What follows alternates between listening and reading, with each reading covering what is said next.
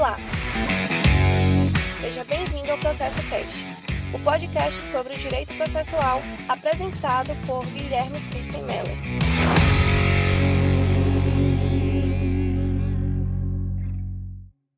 Olá, seja bem-vindo ao Processo Cast.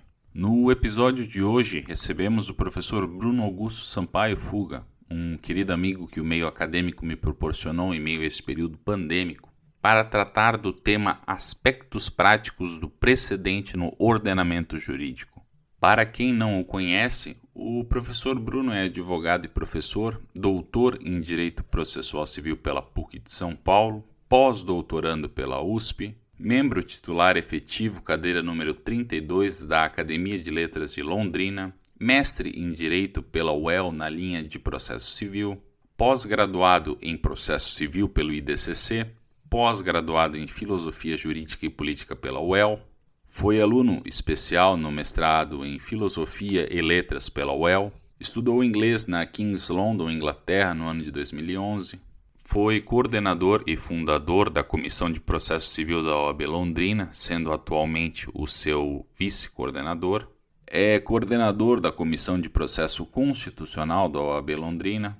É coordenador da pós-graduação em Processo Civil do IDCC. Coordenador do Grupo de Pesquisa em Processo Civil do IDCC. É membro da BD-Pro do IBDP. E membro e vice-presidente do IDPA, Instituto de Direito Processual Aplicado. É conselheiro da OAB Londrina e editor-chefe da editora Totti. Seja bem-vindo, professor. É uma felicidade imensa tê-lo conosco. Boa tarde, Guilherme. Muito obrigado aí pelo gentil convite, falar um pouquinho de precedente aí.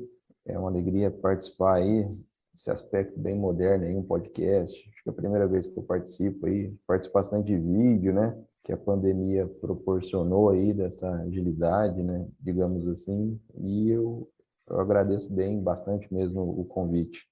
Já assisti sua palestra lá no grupo de estudos, tenho acompanhado o que você tem pesquisado e futuramente a gente vai estar junto até em algumas publicações, né? De processo civil ligados aí em conjunto. Então é uma alegria mesmo participar desse seu famoso e bom projeto aí de processo. Professor, agradeço pelas gentis palavras. Veio-me à cabeça agora um estudo que vi certa vez, porém não recordo quais foram seus pesquisadores, tampouco a universidade. A pesquisa, sintetizando-a, demonstrou a impossibilidade de nós, professores, ensinarmos e despertarmos a curiosidade de mais do que 3% de todos os nossos alunos. Pensando em uma sala com 100 alunos, 3% corresponderiam a 3 alunos, ou seja, uma proporção quase que insignificante desse total. O porém é que a pesquisa visou retirar o olhar tão somente dessa sala e ampliá-lo a um contexto maior, de modo que esses 3% influenciarão outros 3%, os quais sucessivamente para outros, até que, sem nos darmos conta, aqueles 3% iniciais se tornou um número significativo e muito maior do que aquele montante da primeira sala. Então, em mesmo sentido a reiterar a minha admiração por ti, professor Bruno, que és uma das minhas referências no direito e é indubitavelmente a minha fonte em diversos temas, posso dizer que estamos nessa cadeia dos 3%. E cá, para compreendermos um pouco mais sobre os caminhos que o senhor percorreu para ser esse gigante que és, gostaria de te convidar para contar um pouco sobre a tua trajetória. Vamos lá então, Guilherme. Primeiro aí, obrigado pelas gentis palavras aí e dizer que a gente só está começando aí, né, na carreira acadêmica aí, pesquisando, a gente está junto aí. E legal essa sua sacada, digamos assim, né, de mostrar um pouco da pessoa, né, interessante. Eu lembro, paralelo a isso, ligado a um fato bem triste aí, me pareceu bastante com o que nós tivemos recentemente, acho que faz 2 meses, mais ou menos, o falecimento do Rodrigo Barioni. E ele foi da minha banca de doutorado, um cara fantástico lá de São Paulo. E eu lembro que o Daniel Neves fez uma publicação, um vídeo em homenagem a ele. E eu achei bem interessante que o vídeo que ele fez, ele falou, porque todo mundo falava muito do Barioni como grande processualista, muito conhecido, muito querido, e o Daniel Neves falou, eu não vou falar sobre processualista, não vou falar da pessoa porque eu conhecia. E aí falou só da pessoa, os dois filhos dele, não sei o que, eu achei bem diferente. Então é bem legal, né, mostrar que de fato isso é importante. Então, parabéns pela sacada. Quanto à minha pessoa aí, digamos assim, acho que é um cara bem simples aí, tá? Sempre gostei de estudar, acho que eu sou uma das primeiras pessoas da minha família a ter curso superior. Então, assim, minha mãe, eu falo para ela que eu fiz doutorado, ela nem sabe o que é isso, você tem uma noção? E eu fui falar que eu ia fazer pós-doutorado, ela falou, mas já não acabou? O que é isso aí? A sequência. Então, assim, é uma pessoa bem simples mesmo, o fruto de estudar e de seguir isso aí é bem na ideia, digamos assim, de inconformismo mesmo, uma coisa bem minha, você estudando, fica aprendendo. Sempre disse que meu lugar é mais, eu não sei se você tem essa pegada, eu sou muito mais de sentar e ouvir uma aula do que dar. Eu sempre me encantei mais, logicamente quando a aula é boa, né? Tem muito migué. Mas assim, eu sempre me encantei sentar, ver umas aulas, nos créditos de doutorado. Nossa, eu saía surtado, assim, muito, muito animado mesmo, assim, de ver um negócio diferente. Eu lembro que a minha esposa falava assim, nossa, mas você já não, tipo, já não cansou, assim, como que você fica agitado com isso, né, já há tanto tempo? Eu falava, não, mas é um negócio diferente. Então, assim, e eu sempre gostei de estudar, foi meio faculdade, aí depois você fez a apresentação aí, que nem é tudo isso, mas aí fiz uma pós-processo, eu sempre falo para os alunos aí, essa semana a gente retornou, fiz uma pós-processo civil, o TCC foi de processo civil, e depois eu queria estudar, você falou isso de 3%, é muito interessante, porque isso chama epifania, né, de meio Clarice Lispector, às vezes você ouve alguma coisa que te causa alguma sensação abrupta, assim, e você te incomoda, né, acho que a função do professor é mais ou menos essa, né? A gente não tem uma função de ensinar, a gente tem uma função mais ou menos de causar algum estranhamento nos alunos ali que busque e eles vão atrás, né? Que é meio o que a literatura fala ali de epifania, né? E isso que você falou tem razão. Por exemplo, eu lembro muito bem que eu tinha terminado a pós, aí depois eu fui assistir umas palestras, eu assisti uma palestra que era do Delamar Volpato Dutra, da Federal de Santa Catarina, e ele falava uma discussão, por exemplo, sobre hard working, sobre a discricionariedade judicial, né? E contava umas histórias lá de Dworkin, eu acho que ele foi orientando do Dworkin, salvo engano. E eu, nossa, eu vi aquilo lá de discricionariedade e achava fantástico e me levou para a filosofia. Essa palestra, para você ver que às vezes o 3% te pega de um jeito, de uma maneira despretensiosa, né? E ali eu comecei a estudar filosofia com muito afinco mesmo. Tanto é que um dos livros que eu tenho hoje é com uma coletânea com o Clodomir Bonvart, que é quem escreve a coleção com o Pedro Lenza, aquela coleção, quem é responsável pela parte de filosofia é o Clodomir. E um dos livros que eu gosto mais que eu tenho é essa coletânea de filosofia com o Clodomir. Aí por muito tempo eu fiquei estudando. Mas embora eu fiquei muito tempo na filosofia após formar, estudar, digamos assim, foi sempre voltado no estudo da discricionariedade judicial, que no meu entendimento tem fina ligação com o processo civil, né, para mostrar aqui. E aí eu fiz processo civil, desculpa, fiz a pós de filosofia e a minha dissertação foi sobre discricionariedade judicial, a discussão de hard work, e aí depois eu fiz eu gostei tanto que comecei a fazer os créditos de mestrado em filosofia, e depois gostei tanto que tinha uns créditos de mestrado em letras também, comecei a estudar sobre semiótica, né? Que tem bastante ligação com poderes do juiz de interpretação, essas coisas. Depois mestrado em processo civil e doutorado em processo civil. Então minha vida sempre foi ligada, assim, acadêmica, obviamente, ao processo civil. E aí eu costumo brincar, né, Guilherme, que os professores de processo civil depois de 2015 que veio o código, né? Aí quem estava meio quietinho começou a ter um monte de serviço aí e começou a falar, dar aula, muita pós, né? E é isso, atualmente aí tem uma filha linda demais da conta, sou um pai bem coruja, bem presente mesmo. Todo dia eu compro historinha para minha filha. Minha filha tem uma bibliotequinha, está com 2 anos, acho que faz mais de um ano. Todo dia ela tem que esperar eu fazer ela dormir. Conta historinha, tá numa fase bem lúdica ali de falar errado. E adoro, é um negócio bem encantador ali, que dizem que muda e muda mesmo. Então, essa, digamos, isso aí. E eu sempre digo também que eu mais advogo que dou aula, sou bem concentrado no meu escritório, estou no meu escritório e quase sempre estou no meu escritório ali. Minha vida é mais escritório na parte profissional, assim, digamos, né? Tenho sempre poucas horas acadêmicas ali. Acho que é isso, né? Muito interessante, meu amigo. Eu fiquei com uma curiosidade.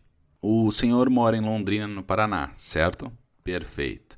E o seu campo de atuação na advocacia se concentra em Londrina também? Em tempo, aproveito para questionar sobre as universidades que o senhor leciona, seja na graduação ou especialização. Legal, eu dou aula na Unopar, que é uma faculdade particular daqui da instituição, acho que há uns 8 anos, mais ou menos. Já dei aula aqui na PUC também, em Londrina tem um campus PUC que já dei também, essa aí. Participei da coordenação da pós-graduação aí por 3 turmas do IDCC, que é uma das pós mais tradicionais aqui, ligada ao Zumar Fachin, que é primo do Edson Fachin, da parte de processo civil, né? Hoje eu sou professor. Acho que eu sou professor de diversos cursos de pós-graduação, aí, mais de uns 10 aí, né? De pós, como eu disse, o processo civil ocupou bastante os professores, né, de processo, então nós fomos chamados aí, quem estava estudando processo, deu bastante aula de processo civil. Mas eu sempre dou um dia de aulas, assim, eu não me ocupo, isso é uma opção, né, assim, de perfil, mas porque eu estou sempre na advocacia.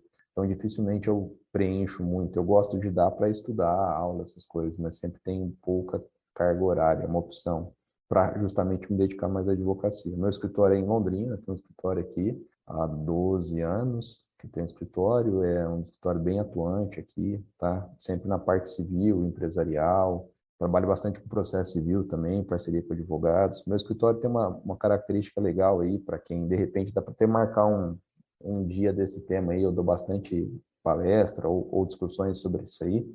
Meu escritório, eu acho interessante falar, ele é um dos únicos do Brasil certificado pelo ISO 9001. O ISO é bem comum para empresas, gestão, empresas grandes, assim, né, de produção, de linha de produção, né?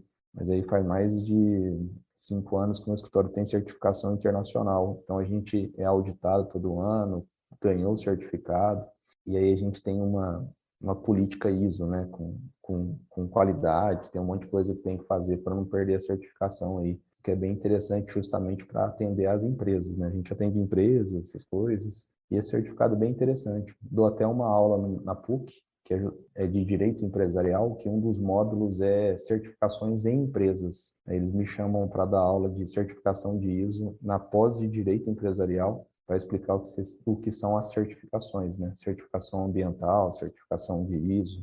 É um negócio bem legal. E pensar o escritório como empresa também, não somente como um autônomo que está lá advogando. Tem essa cultura, eu acho legal, assim. Muito bem. Agora que já conhecemos um pouco mais sobre o nosso convidado, vamos para o tema deste episódio. A sua fala sobre os aspectos práticos do precedente no ordenamento jurídico, o que faremos em forma de diálogo.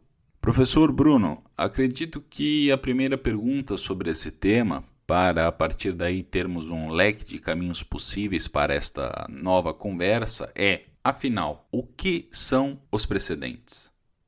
É, esses dias um, esses dias um estagiário me perguntou isso aí, estava aqui, ele falou, eu vi que você está com um grupo lá, não sei o quê, e eu estou indo para a sala, e o que que é para você, né? Ele perguntou no meio da rotina do trabalho, assim, e peraí, deixa eu te explicar, né? Eu lembro que eu falei muito rápido aqui para ele, eu acho que esse conceito serve, assim. Tem um livro da Teresa Rodalvin, antes de eu estudar, eu achava interessante, tem um título, não sei se você já viu, Guilherme, chama Direito Jurisprudencial, que é uma coletânea muito grossa, rosa. E eu achava engraçado esse título, né, Direito Jurisprudencial. E aí, estuda.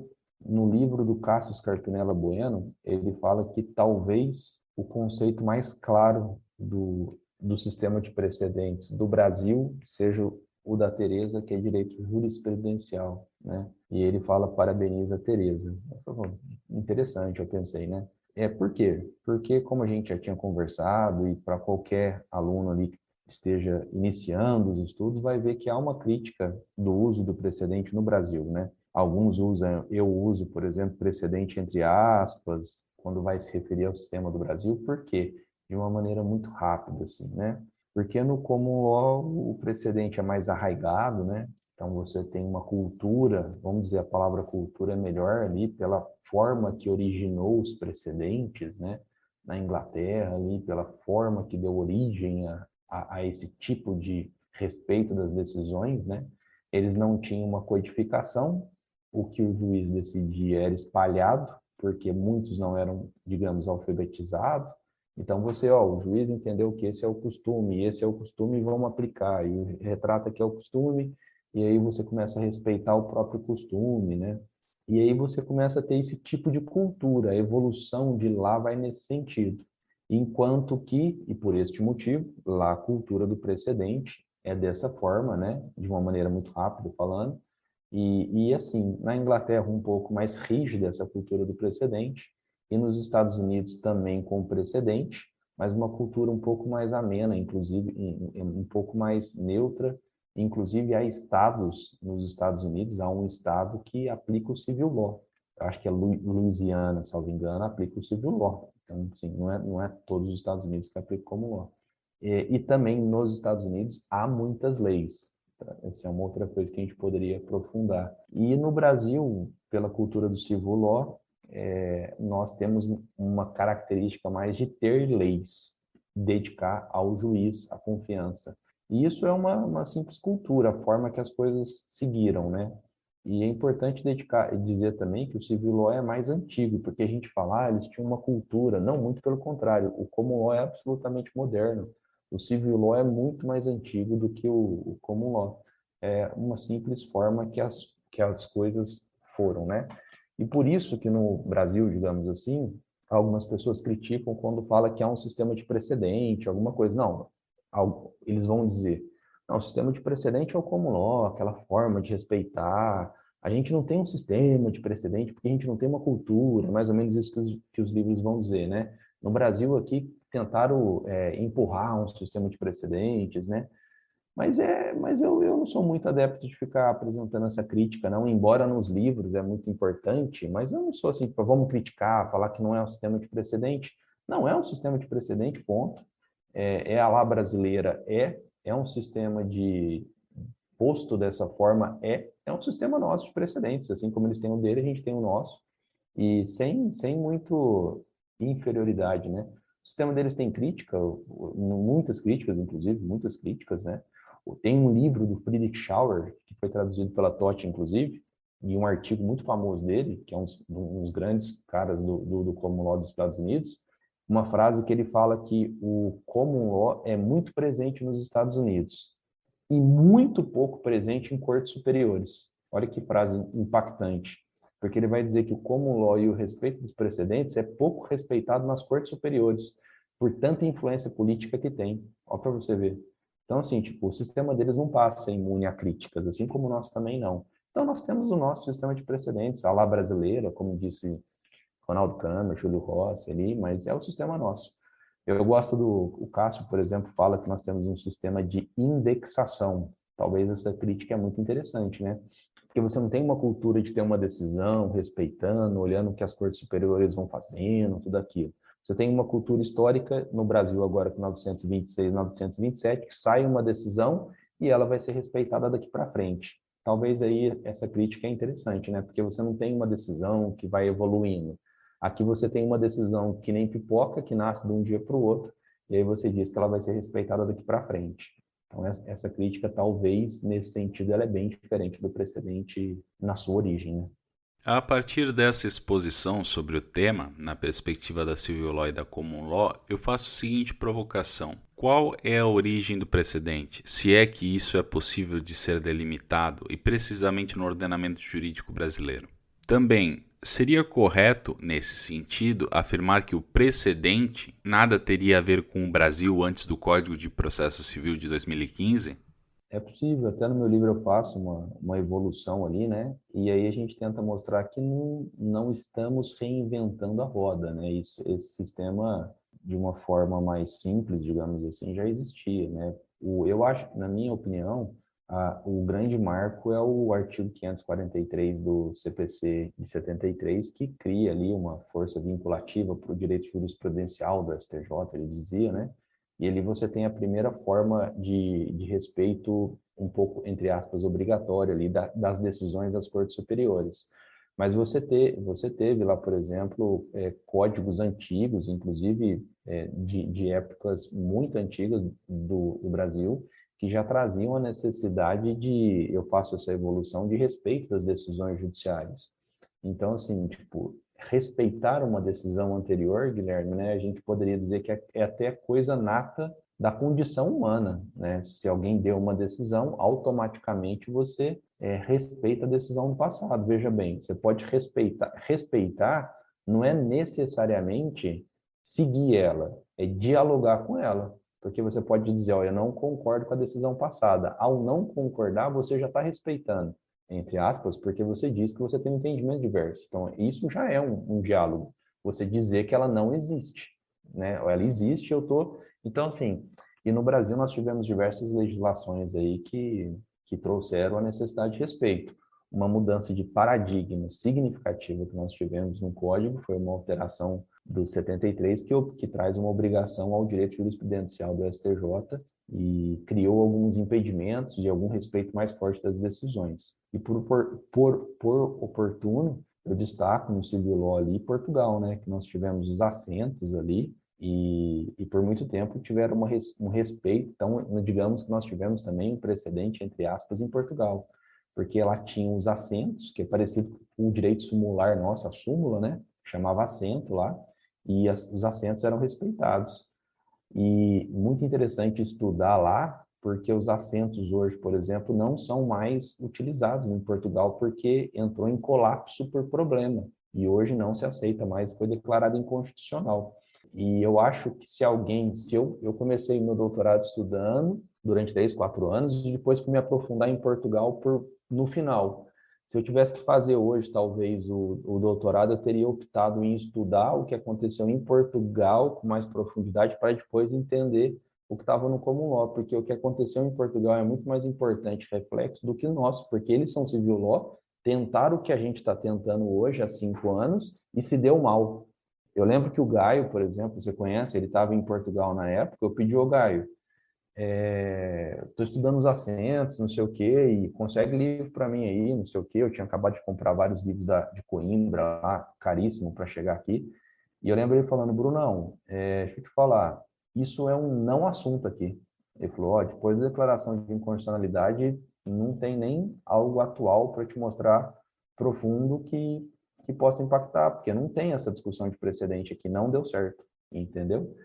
E aí a gente poderia aprofundar isso, mas dentro desse aspecto histórico, eu acho que é interessante isso aí, respondendo a pergunta. Agora, pensando em um aspecto prático, professor, para eu, advogado ou quem pensa em advogar, qual é a importância do conhecimento do tema precedente e isso em uma dimensão sistemática? Pergunta foda, Guilherme. Dizem que o mais importante é a pergunta, né, do que a resposta, né? Pra você ver, eu gostava muito de filosofia. Tem um dos autores que eu mais gostava da minha vida, que chamava Just Garden. Não sei se você já ouviu falar, que é quem escreve O Mundo de Sofia, né? Eu li todos os livros, sem exceção dele, né?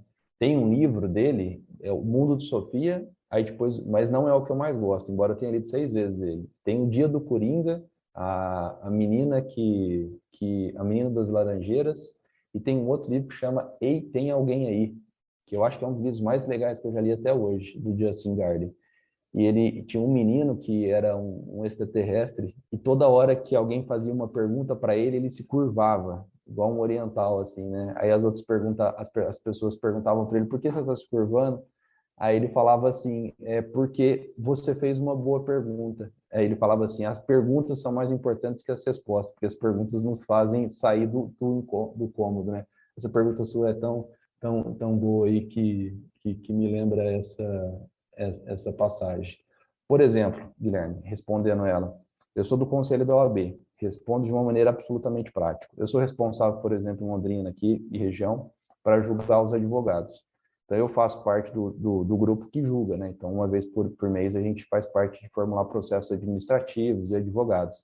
Tem muito problema de advocacia, muito mesmo. Às vezes, até nem, como os processos são em segredo, né? Não se dá tanta alarde a tantas punições que são dadas para advogados. E, desde que o código estava saindo, eu tenho falado isso, por exemplo, e você bem deve saber, quando você for atender um cliente hoje, impossível você atender um cliente hoje sem entender qual que é o direito jurisprudencial ligado ao caso dele. Não funciona mais aquele sistema que você atende o cliente, dá uma olhada na lei e tenta ver o que está acontecendo, até porque está tudo na internet, né? Então, assim, digamos, em 20 anos mudou e com o código mudou mais ainda.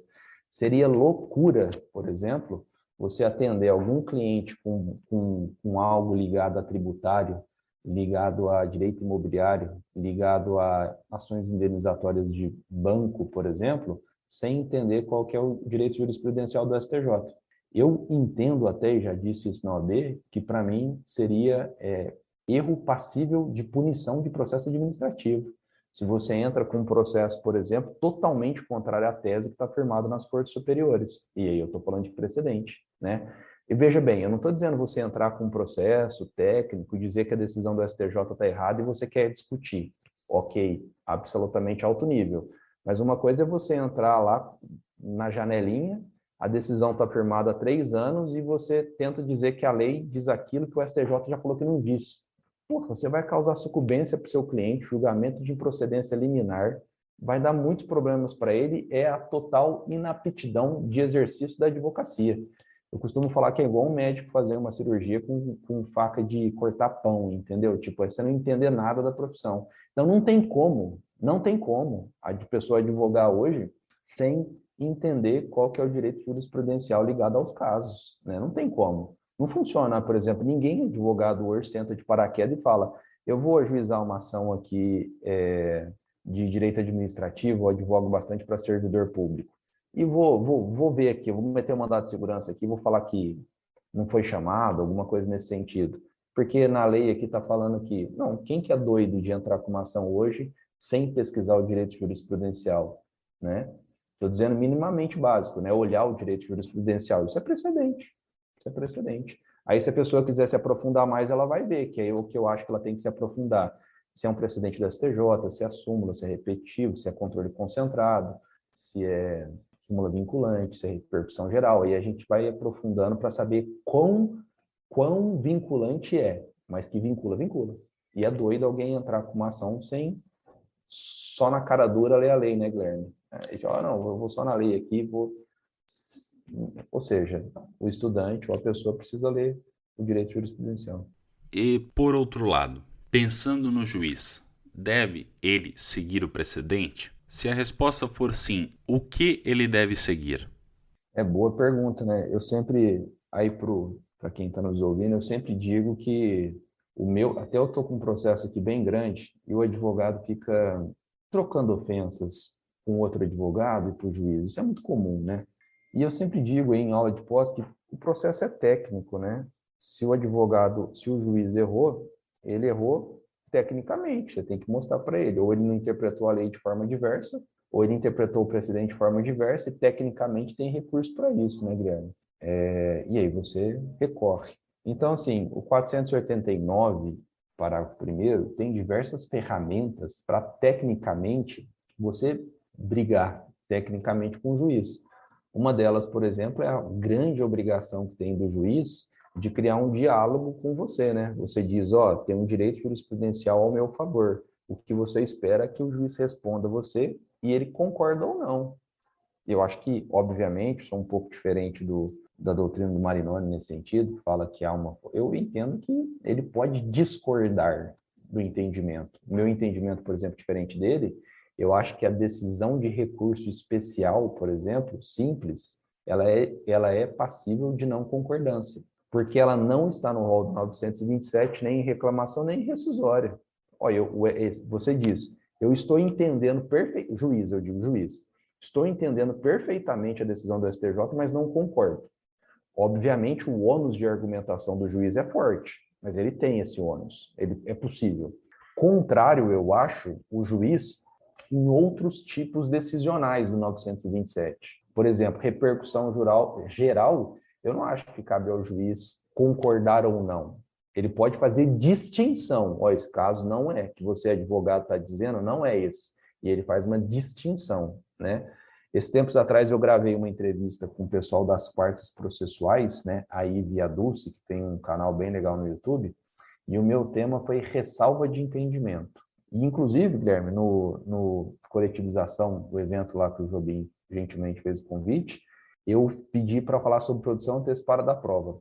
E aí eu lembrei desse tema que eu tinha publicado no Conjur, perguntei para o pessoal se podia mudar o tema, e meu tema de palestra vai ser ressalva de entendimento e outro tema, eu esqueci. Aí, se o juiz, nesses tipos que são fortes, não concordar, ele diz que não concorda, segue, mas faz uma ressalva. Tipo, estou seguindo, mas não concordo. Isso começou a ser comum nos medicamentos de SUS, porque fixou-se, agora está sendo discutido novamente no STJ, mas tinha fixado o entendimento de alguns remédios não serem permitidos, né, fora do rol. E aí os juízes estavam começando a falar assim, ó, não concordo, para mim o plano tinha que seguir, mas vou seguir a decisão do STJ, só que eu faço a minha ressalva. Então, assim, eu acho que alguns tipos são obrigatórios, como decisão de controle concentrado, repercussão geral, IRDR, repetitivo, súmula vinculante, esses tipos são obrigatórios, mas o juiz poderia fazer ressalva. E não impede que a parte depois recorra também. Mas nem todos são obrigatórios, que aí eu discordo um pouco de outras doutrinas. Por vezes, na prática, eu vejo que a maioria dos profissionais do direito não sabem diferenciar os diversos personagens que fazem parte do sistema dessa temática, como a ratio decidendi, obter dictum, ementa, tese, dispositivo, etc. De modo que cada qual é tratado como se fosse sinônimo do outro, ou nem isso, simplesmente são ignorados. Isso é um problema. Inclusive, na sua exposição em um evento de processo civil que eu organizei em janeiro de 2022 pela Alaeju Bahia, o senhor denunciou essa mesma questão e trouxe-nos o exemplo do advogado que, desconhecendo esse sistema, encontra em um site jurídico da internet um texto de uma decisão e, sem ler a decisão ou entender os seus fundamentos jurídicos, transcreve esse texto achando que será positivo para a tese em construção. Professor Bruno, poderia o senhor fazer uma síntese desses diversos personagens que fazem parte do sistema dessa temática e, com isso, apontar qual deles é que vincula?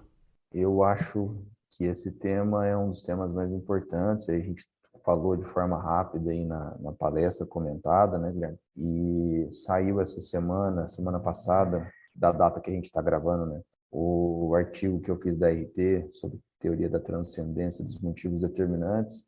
Eu acho que foi uma das coisas mais difíceis que eu fiz, assim, pelo menos de desgaste de pesquisa que eu tive ali e que eu mais me refleti. Mandei para muitas pessoas lerem isso aí, porque eu achava que era uma coisa. O que me causou, por exemplo, um standard assim, de estudar, um cômodo, e aí eu comecei a ver se eu estava errado ou não, por exemplo, e aí eu estou contando essa história para explicar de forma prática a pergunta sua, porque tem um artigo muito famoso, que é um dos mais citados do Barroso, por exemplo, que fala que puro código, tendo em vista que o código adotou a palavra tese, porque tem 12 vezes a palavra tese no código, quer dizer que as teses deveriam ser aceitas, né? E não somente o dispositivo, e teria retornado à teoria da transcendência dos motivos determinantes. Esse é o artigo do Barroso. Mais dois famosíssimos autores de processo civil dizem isso, e o Pedro Lenza também, no livro constitucional dele, diz isso. Ou seja, pessoas absolutamente competentes aí em pesquisa estavam dizendo isso. E aí isso me causou não pode ser. E eu demorei, sem brincadeira, 6 meses para digerir, assim, tipo, não pode ser, não pode ser. E pelo que quem estava dizendo, comecei. E aí, em suma, assim, comecei a estudar esse tema depois do doutorado, já fazia parte de uma discussão que eu tive com a Tereza, eu tive uma discussão com a Tereza Rudalvin sobre isso, num crédito que eu dei aula, entendeu? Ela achou difícil o que estava sendo falado, porque eu acho que é um dos temas mais difíceis que tem. Porque eu acho assim, tese é tese, rácio é rácio, fundamento é fundamento, dispositivo é dispositivo, e motivos determinantes, que é igual a rácio, é uma coisa também. Por que isso é importante? Imagina, por exemplo, que essa discussão que existia no STF, tudo isso. Então, vamos supor, primeiro plano, para quem está assistindo a gente, é um aluno, vamos dizer, de primeiro plano, depois eu digo um segundo para tentar aprofundar. O primeiro plano, você aluno que está nos ouvindo aí, quando você vai lá e pesquisa alguma coisa para saber se o caso é igual ao seu, você vai encontrar um monte de coisa na internet. Obviamente, então vamos dizer o nível básico aqui. Obviamente, quando você faz aquela pesquisa na internet, vai aparecer um monte de coisa. Para saber se o caso é igual ao seu, você, juiz, e você, aluno, ou você, advogado, não pode ser preguiçoso e achar que aquela frase do Jus Brasil é igual ao seu caso. A ementa não diz nada, o caso em si não diz nada, a frase rápida, você certamente precisa ser não preguiçoso e ler tudo. Aí você lê tudo, os votos, a decisão, tudo, e aí você fala, agora sim eu digo que o caso meu é igual ao meu, aquele caso é igual ao meu. Porque tudo é referência, né, Guilherme? Aquele caso é igual ao meu, o paradigma é igual ao meu. Você tá fazendo uma noção de comparar. E quem compara conhece o outro e conhece o seu. Senão não tem como comparar. E para você comparar, você precisa entender os dois. Então, digamos, aluno, para você dizer que os dois casos são iguais, você precisa entender os dois, ler os dois. Só que tem diversas coisas nas decisões. Tem a ementa, que primeiro ponto não vai servir para nada, para efeito de argumento inteligente, porque você vai precisar selecionar as coisas, né? E todo mundo sabe, até um aluno que está começando ali, digamos assim, que a parte dispositiva da decisão é a mais importante, né, Guilherme? Você saiu um processo que você está esperando, quer saber se recebeu dano moral, todo advogado lê de trás para frente, né? Você vai lá no final e lê, aí depois você volta para ler. É uma leitura meio japonês, né? Japonês e os livros são ao contrário, né? Então você começa do final para ir para o negócio. Então, assim, o mais importante é o dispositivo lá, né? Ele que define, é aquilo que faz coisa julgada, é que os fundamentos não fazem, né? Então, a gente poderia dizer que aquilo que decide o caso é o dispositivo. O que é uma tese? Uma tese é aquele resumo que é feito. Hoje é muito comum, você vai no site do STJ e do STF, tá lá, tese fixada. É igualzinho a súmula. Depois de julgar, eles tentam resumir. E é um resumo. Só que o resumo, muitas vezes, é horrível, né? Então, aí que eu contrario o que o Barroso disse. O que vincula, ele falava, é a tese. Não. A tese é um resuminho do processo, que às vezes não contempla todo o caso. Quantas decisões são mais de 60 páginas? Aí você acha que 4 linhas vai resumir o processo? Óbvio que não. Por que eu estou dizendo que vincula? Porque eu estou dizendo que quando vincula, é porque o desrespeito vai caber reclamação e rescisória. Qual que é o fundamento da rescisão, da reclamação da rescisória? As 4 linhas da tese? Obviamente que não. É o caso mesmo, né, Guilherme? É aquele caso, aquele completude do caso, né? Por exemplo, um dos casos que estava sendo discutido, famosíssimos no STJ, é um caso de 5, 6 bilhões que estava sendo desrespeitado o caso do controle concentrado. Você acha que o argumento para desconstituir um desrespeito da decisão de 5 bilhões se atém a 4 linhas da tese? Óbvio que não. O advogado vai ler inteiro, vai dizer que aquele caso é igual ao dele. Então, assim, precisa ir mais além. Então, isso para o aluno, assim, que eu estou tentando dizer. Primeiro ponto, a tese. O fundamento determinante é o principal, digamos assim, do caso, que você lê, que não é ementa, né? E o dispositivo é aquilo que declara constitucional ou não, ou julga. Não é só ele também que vincula, tá? Então, assim, é um assunto muito denso, mas eu acho que, para efeito de nós, professores, assim, que temos, poderia aqueles 3% chamar a atenção, eu acho que esse é um tema do momento, o aluno pensar o que vincula. Porque para pensar, Guilherme, eu vou dizer, juiz, aquele caso é igual ao meu, igual a gente fez a pergunta, né? O juiz tem que respeitar? Aí eu vou falar, Guilherme, você é juiz, aquele caso é igual ao meu. Só que o caso tem 50 páginas, a decisão dele. O que é igual ao seu? Para pensar. Porque olha que foda. Eu estou dizendo, juiz, o caso é igual ao meu. Segue. Mas o que é igual ao seu? O que torna seguível? Porque essa pergunta é de 1 milhão, que é foda isso. O que torna a passível de seguir? O dispositivo, o argumento, a tese que fixou no finalzinho? Porque eu estou dizendo que você tem que seguir. Olha que foda isso, né? E aí eu tento dizer, resumindo aí agora num segundo momento um pouco mais complicado, que a teoria da transcendência dos motivos não voltou. A palavra tese, que é o que o artigo do Barroso fala, não tem nada a ver com teoria da transcendência do motivo determinante. A palavra tese é aquilo que se fixa ao final, tanto é que no site do STJ e do STF está escrito assim, tese, 2 pontos, e tem um resumo, ou seja, aquilo lá é uma súmula, né? Tese, 2 pontos. Fundamento determinante é o fundamento da decisão, né, Guilherme? Imagina um bom fundamento, uma construção, aquilo é fundamento determinante. No meu entendimento, o fundamento determinante, que é uma ratio, que é o que vincula. É o fundamento da decisão judicial que vincula, não é tese, não é dispositivo, tá? Só que aí, aprofundando mais ainda, pelo menos a minha conclusão aí de pesquisa, é que ele não vincula para efeito de reclamação, porque isso poderia causar uma grande confusão, né, prática, só para efeito disso, tá? Que inclusive é o entendimento atual do STF. Eu acho que é isso, um assunto denso aí, mas, como eu disse, a função nossa é só destacar ali que esse assunto é um grande tema do momento, tá? Tanto é que é preocupação, por exemplo, esse tema é preocupação do Barroso, é preocupação do livro do Gilmar Mendes, o João Mar Mendes, que trouxe essa teoria para o STF, depois de vir da Alemanha, e isso é efervescente na disputa prática, nos processos. Para encerrarmos essa conversa extremamente agradável e proveitosa, farei um questionamento final. O senhor já comentou em outro momento sobre o artigo 927 do CPC. Agora a minha questão é sobre o artigo 926, que dispõe que, abre aspas, os tribunais deverão uniformizar sua jurisprudência e mantê-la estável, íntegra e coerente. Fecha aspas. Certa vez, enquanto acompanhava o julgamento em um tribunal de justiça, presenciei um desembargador ficar indignado com a alternância de entendimento do STJ sobre o mesmo assunto que estava em julgamento. Isso porque, como ele explicou, há pouco mais de um mês anterior àquela data, aquele Tribunal de Justiça havia julgado conforme posição do STJ. Porém, poucos dias depois, o STJ proferiu nova decisão, contrariando aquela sua decisão.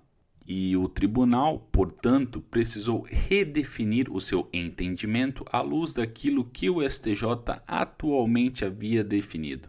A minha questão: na prática, por que atentarmos para este assunto e as suas implicações se os tribunais, que devem manter a sua jurisprudência uniforme, estável, íntegra e coerente, não o fazem? Aliás, para fim de alteração jurisprudencial, qual é o lapso, se é que é fenomenológico, estrutural ou temporal, que se deve observar? É legal. O tema 926 é bem discutido, né, na doutrina, assim, a gente falou que é um tema do momento, né? E a discussão que existe, primeiro ponto, acho que são dois aí, essa é a palavra deve observar, né? Essa palavra mais imperativo quer dizer que deve mesmo. O meu amigo, por exemplo, Fábio Bonerá, tem um entendimento no livro dele de precedentes qualificados, que fala que essa palavra torna obrigatório mesmo. Eu vou mais no sentido dizendo que o 927 nem todos são obrigatórios. Você poderia discordar, tendo em vista que o que vincula mesmo é o cabimento de reclamação rescisória, mais no sentido da Teresa Vidalguin, assim. Ou seja, a gente até comentou um pouco sobre isso anteriormente. Nem tudo é obrigatório, porque o direito não é matemática, é tão engessado, de repente você pode ter divergências, mas não nos precedentes absolutamente qualificados, que são aqueles do 927, que o seu desrespeito cabe reclamação rescisória. Tá? Então, para complementar, o aluno deve ler 927, 988, 966, que ele vai conseguir entender. Respondendo à segunda pergunta, então essa é uma discussão, se é obrigatório ou não. E o segundo é se o próprio tribunal... A gente espera, né, Guilherme, que os tribunais respeitem as suas decisões e não seja a famosa decisão banana boat, né? Não sei se você já viu aquela decisão do ministro Humberto Martins, que fala que o próprio STJ é uma banana boat. Para quem está estudando, escreve banana boat no STJ, que vai mostrar lá. Sabe aquela banana de praia, banana boat de praia mesmo? O próprio STJ, o ministro Humberto Martins, fala que o STJ parecia uma banana boat, no sentido de que ele vai, e aí quando está todo mundo acreditando naquilo, ele quebra a banana boat e todo mundo cai. Então, o próprio ministro, numa decisão do pleno, fazendo essa crítica aí, né? É lamentável isso, né? Tanto é que o 927 diz que para efeitos de mudança deve-se fazer audiência pública, respeitar a modulação, tudo isso.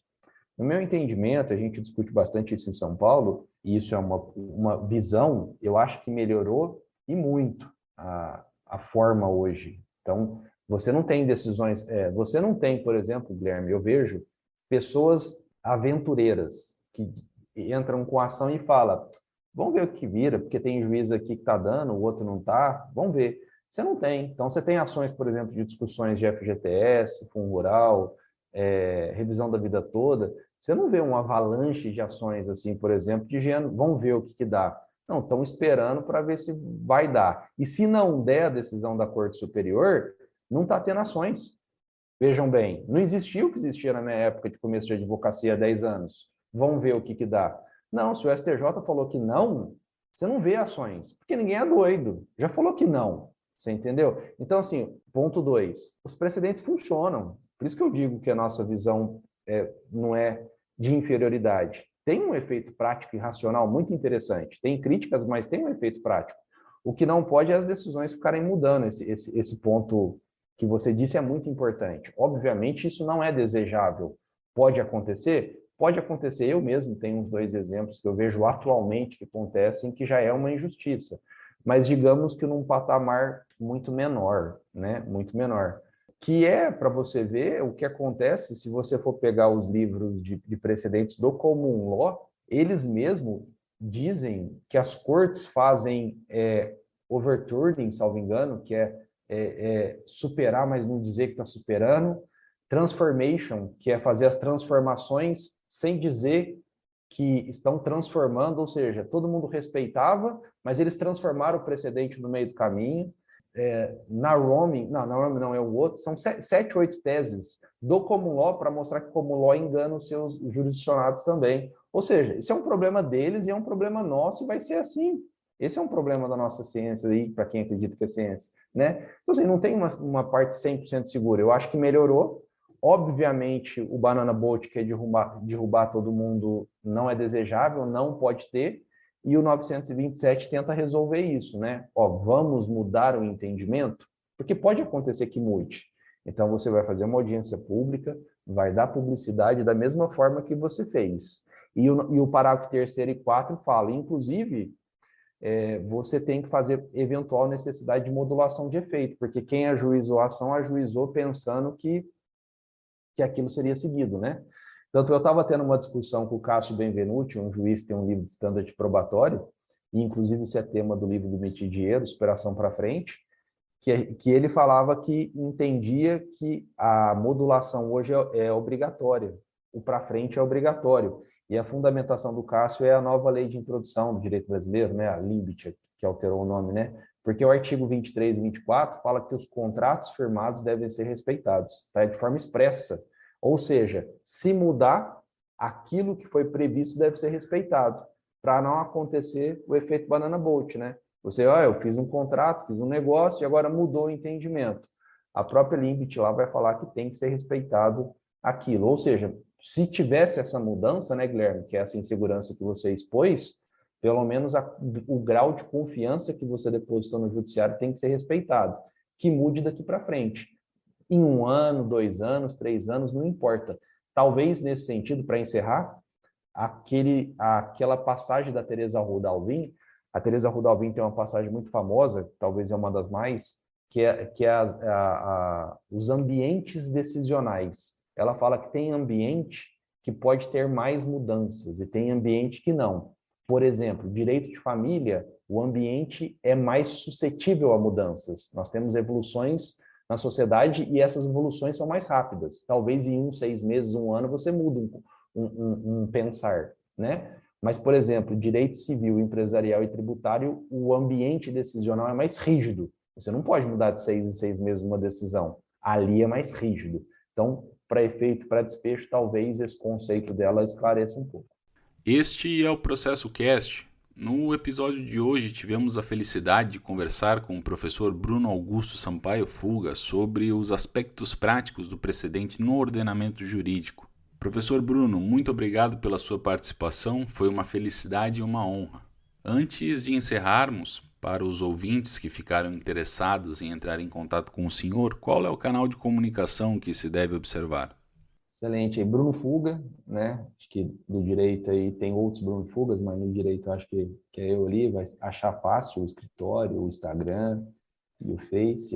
Eu também, assim como você disse isso, eu sempre respondo também. Eu só brinco que eu não respondo o aluno pedindo para arredondar a nota. Eu sempre falo isso na primeira semana.